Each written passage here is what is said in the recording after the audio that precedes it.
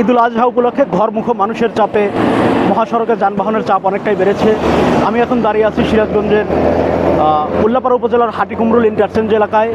এই হাটিকুমরুল ইন্টারচেঞ্জ এটি উত্তরাঞ্চলের প্রবেশদ্বার খ্যাত স্থান। এই হাটিকুমরুল এলাকা দিয়ে উত্তর দক্ষিণাঞ্চলের প্রায় 22 জেলার যানবাহন নিয়মিত যাতায়াত করে।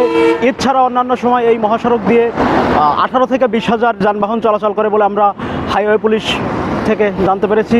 কিন্তু ঈদ এবং অন্যান্য উৎসবের সময় এই মহাসড়কে যানবাহনের চাপ অনেকটাই বেড়ে যায়। এই মহাসড়কে তখন প্রায় 40 থেকে 50 হাজার যানবাহন দিনে যাতায়াত করে বলেও জানা গেছে।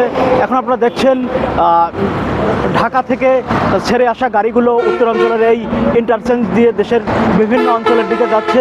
পাবনা, নাটোর, রাজশাহী, বগুড়া, রংপুর সহ বিভিন্ন এলাকায় মানুষগুলো ছুটছে। আমরা এর আগে 5 বছর আগের যে চিত্রটা দেখেছি, হাটিকুমরুল ইন্টারচেঞ্জ হওয়ার আগে, ইন্টারচেঞ্জ কাজ শুরু হওয়ার আগে এই স্থানে কিন্তু একটি যানবাহনের প্রধান জায়গা ছিল।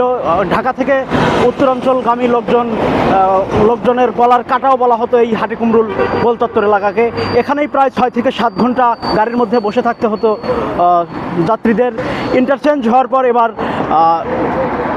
ইন্টারচেঞ্জের কাজ প্রায় 90% শেষ হয়ে এসেছে। ইতিমধ্যেই ঈদ উপলক্ষে বগুড়া রংপুরগামী একটি লেনও খুলে দেওয়া হয়েছে, যার ফলে কিন্তু এই মহাসড়কে তেমন যানজট নেই বললেই বলা চলে।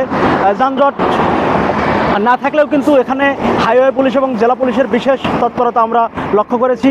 ইন্টারচেঞ্জের 4টি পয়েন্টে হাইওয়ে পুলিশের পক্ষ থেকে পুলিশ নানাভাবে প্রচারণার মাধ্যমে যানজট নিরসনের চেষ্টা করছে। এছাড়া জেলা পুলিশের পক্ষ থেকেও কিন্তু মহাসড়কে যানজট নিরসনে কাজ করা হচ্ছে। আমরা দেখছি যে আমরা সকাল থেকেই দেখছি মহাসড়কে বাস, ট্রাক, প্রাইভেট কার, মোটরসাইকেল সহ নানান রকম যানবাহনের চাপ বাড়ছে। তবে যানবাহনের চাপ বাড়লেও কিন্তু মহাসড়কে যানজট নেই বললেই চলে আর কি। এই মহাসড়ক দিয়ে যাতায়াতকারী অধিকাংশ যাত্রীর সাথে আমরা কথা বলে জানতে পেরেছি যমুনা সেতুর পূর্ব পাড়ায় কিছুটা যানজট থাকলেও যমুনা সেতু পার হওয়ার পর কিন্তু আর তেমন যানজটের ভোগান্তি পোহাতে হচ্ছে না। এবারের ঈদ অনেকটাই স্বস্তির হবে বলে আশা করছে সাধারণ যাত্রী ও চালকরা। লিখন আহমেদ, উল্লাপাড়া।